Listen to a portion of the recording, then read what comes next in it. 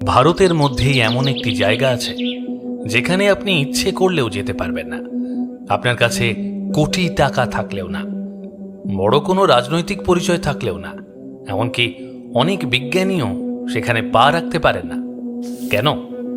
সেখানে কি কোনো গোপন সামরিক ঘাঁটি, নাকি এমন কোনো রহস্য লুকিয়ে আছে যা পৃথিবীর সামনে আজও প্রকাশ করা হয়নি?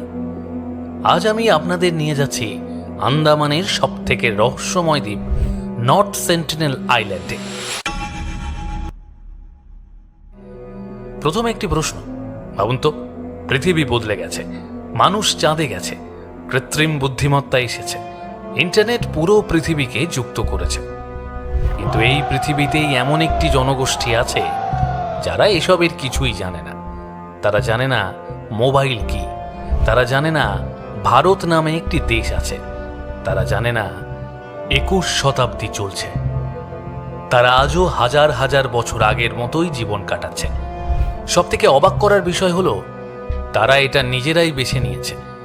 অনেকে ভাবেন ওরা হিংস্র, কিন্তু আসল সত্যটা একটু অন্যরকম। ওরা বাইরের কাউকে বিশ্বাস করে না, আর সেই কারণেই ভারত সরকারও সিদ্ধান্ত নিয়েছে ওদের একা থাকতে দেওয়াই সব থেকে নিরাপদ। আজও এই দ্বীপের চারপাশে নির্দিষ্ট দূরত্বের মধ্যে সাধারণ মানুষের যাওয়া নিষিদ্ধ, কারণ বাইরের মানুষের একটি সাধারণ সর্দি কাশিও এই জনগোষ্ঠীর জন্য মারাত্মক হতে পারে। এখন শুনুন আরও অবাক করার মতো ঘটনা। 2004 সালে ভারত মহাসাগরে ভয়াবহ সুনামি।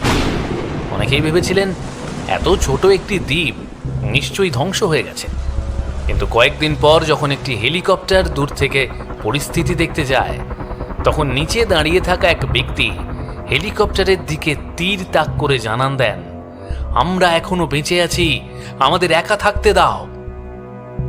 সেই দৃশ্য দেখে সবাই অবাক হয়ে যায়। কিন্তু এখানেই শেষ নয়, এই দ্বীপে এমন কিছু ঘটেছে যা আজও বিশ্বের মানুষ ভুলতে পারেনি।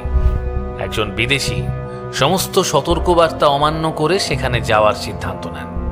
তারপর কি হয়েছিল? তিনি কি ফিরে এসেছিলেন, নাকি নর্থ সেন্টিনেলের রহস্য তাকে চিরদিনের জন্য গ্রাস করেছিল? সেই ঘটনাই বদলে দিয়েছিল পুরো বিশ্বের দৃষ্টিভঙ্গি।